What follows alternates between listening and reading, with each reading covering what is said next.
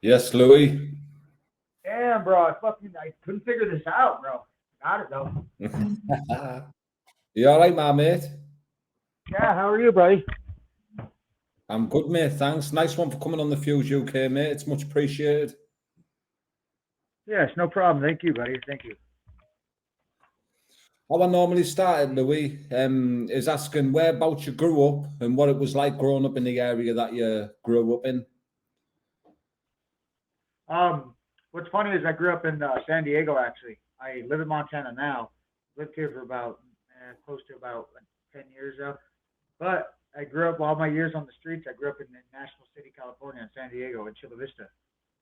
It's funny. I was actually just looking back on that stuff, and it's pretty rough there still. And that's I'm from the streets of San Diego, growing up, going to school every year, getting suspended for fighting. And my dad, you know, really putting it in on me, like so. He got me away there pretty quick. That's where I grew up. I stayed there till I was about 15, and then we saddled up and moved on to Montana. Never did any training there though. I didn't wrestle there. I didn't do anything there. I don't know what the level is there. So, whereabouts did the fight? When did fighting come into your life? I know you said you fought quite a lot in school growing up. Have you always fought on the streets and been a bit of a scrapper growing up? Yeah, yeah, it's funny because I'd always fight my friends. I was like, oh, dang it. And then I go say, so we'd always fight our friends, and growing up. I was like, ah, I shouldn't have done that. But, uh, no, I played music with this guy. He was a good friend of mine. We all played music growing up. I was about, right when I moved here, I was a really good drummer. I played music. I've been playing music, almost my whole life. And he was into it. And he had a fight or two. And this was 11 years ago. He was just doing the amateur MMA stuff. And this was, 11 years ago, so it was brand new to everybody. So we all thought he was just like walking on water, because he was, a cage fighter. And labels back then when I was growing up. It's like, oh, that guy, he's a cage fighter. He's a cage fighter. Yeah. Now it's just everybody and their mom is everybody and their, whole family tried out a gym, so it's or knows somebody who's a fighter. So that kind of has gone irrelevant now. But I came with him to the gym one time after band practice, and we did some wrestling. I didn't even know how to wrestle. I've never, wrestled in high school. I played baseball growing up all years, and there was something about it, man. It just like stuck to me. I just had to keep going. It wasn't even something that it was like it was just inside of me that I had to keep going. It wasn't something I was telling myself up here. It was like right here.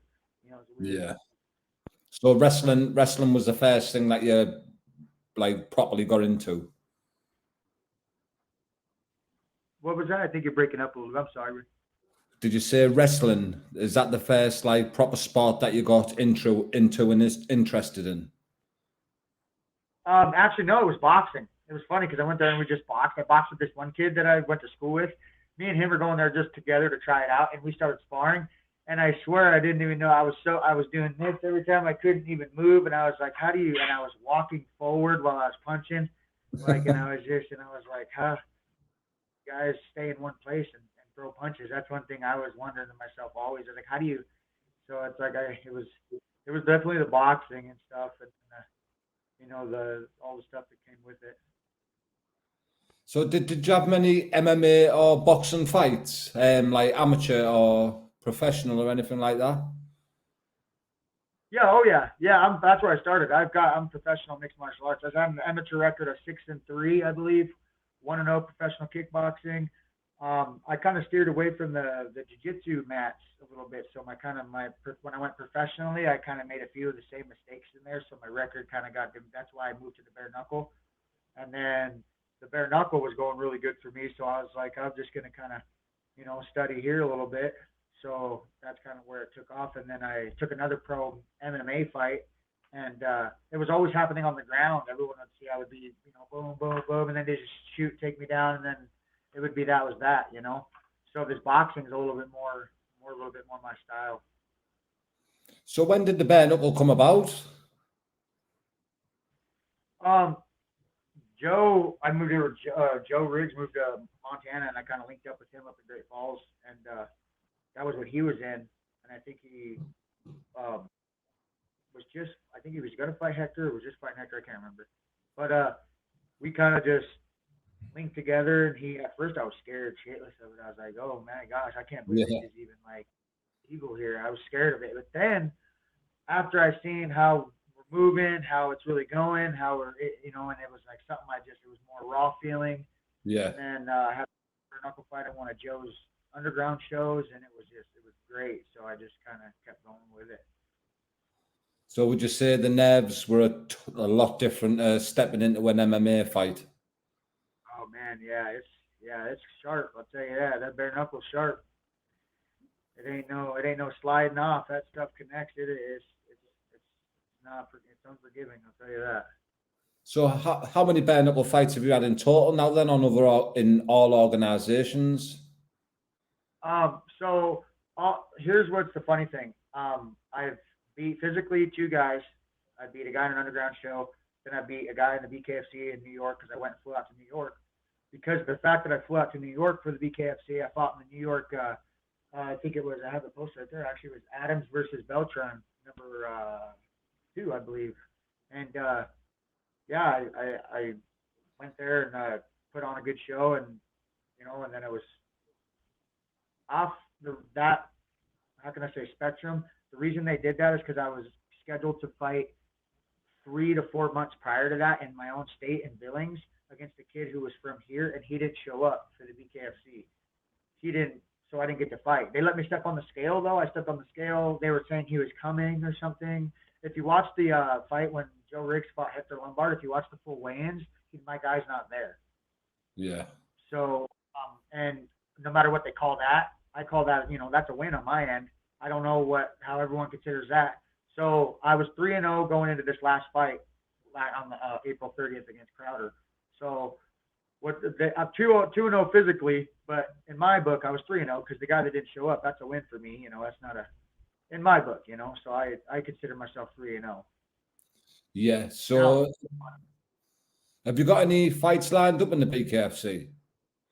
Unfortunately, not at the moment, but we're in talks. I mean, I'm sure it won't be too long. I just got my my jaw fixed up and everything. We had a incident with the jaw in my last fight, and the doctor stopped it. So in between the rounds too, he didn't stop it on account of me. They saw me playing with a mouthpiece, but my back tooth was in this way. I understand my jaw was broken, but my back tooth was in the way of my mouthpiece. So that's why I was playing with my mouthpiece a little bit. So we went back to our corners, and the ref said no more. So in between the rounds, so I was like, that's a little daunting. So that was that. So I'm still letting my jaw heal a little bit. That just happened 20 days ago. I mean, so. Was that in the jaw injury in the MMA fight you had? Or in the bare knuckle? No, that was when I fought. No, it was just back here. I don't know. I had three teeth that they'd extracted as well. That was kind of poisonous due to the down here. So I don't know if that was any of the fact. I mean, I was stalking him the whole round, the whole fight. He just stepped off his back foot, boom, one, and the ref said. So it's definitely a how can I say, questionable call, So I definitely wanted to get that fight back. Yeah, definitely. And another thing I was going to ask, mate, you must have seen the BKFCs coming to London, the United Kingdom. Is that something that you would like to get on? What's funny is my doctor said 3 months. Training wise, I'm okay. I can not sparring yet, full con, but I can get back to lifting and kind of just working out every morning and kind of get my diet back in shape.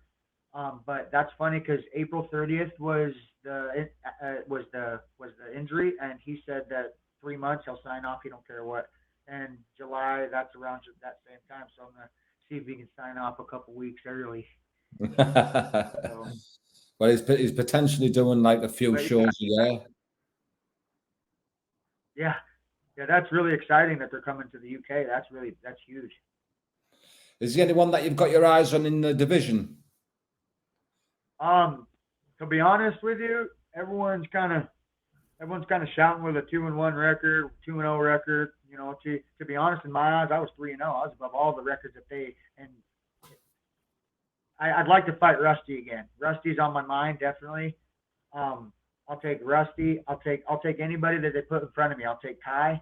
I don't care. I'll take Kai. I'll take Rusty. I'll take Morris.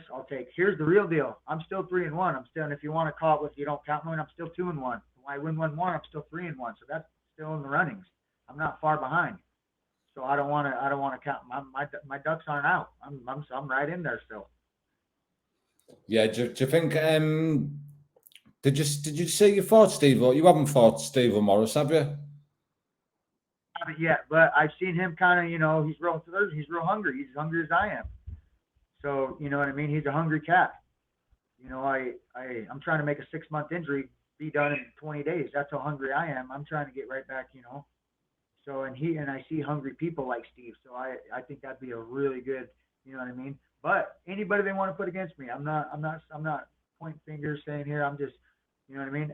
After I should have beat Rusty. That fight shouldn't have been. I was beating him in the first round. Then I would have went on to, maybe fight HD or have anything in that. But we had that injury that was unfortunate, and that's the way it goes. Yeah, of course, mate. And before we wrap it up, Louie, is there any shout-outs or anything you want to give? And also, can you tell the followers where they can find you on social media so they can give you a follow? Yeah. My Instagram's Louie Lopez Athlete. My Facebook's Louie Lopez Athlete. I strictly just use it for my fighting. I don't have any. The Louie Lopez Athlete's Instagram, and that's kind of what I do is Instagram and Facebook. And I just want to shout out to my family, from everyone that still supports me around here. I got so many messages from everyone in Helena, Montana, Great Falls, Montana, everywhere around the whole state. This whole state is just.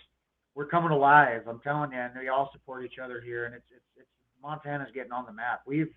Nobody heard of this place, and then we had Sean come out of here. We've had, Joe come in here. We got me rising up a little bit. We got Kyle out there. We got everyone out there. We got Billy Wagner. We're fighting again. We got a lot of people out there. So we're getting noticed. So I just want to thank and have a shout out to pretty much the whole state of Montana and just tell us to keep on rolling. Yeah, that's great, mate. And obviously, we'll stay in contact now, bro, and definitely catch up again with any fights and that are coming up, or whenever you want to jump on, mate, to let anyone know things, just let me know. Hey, I appreciate it, man. This has been awesome, actually, to be honest. Spot on, Louie. Good name, by the way. Same name as me. Lou, guys, okay. Lou and Lou, thank you, brother. I hope to talk again. Yeah, speak soon, bro. Appreciate your time.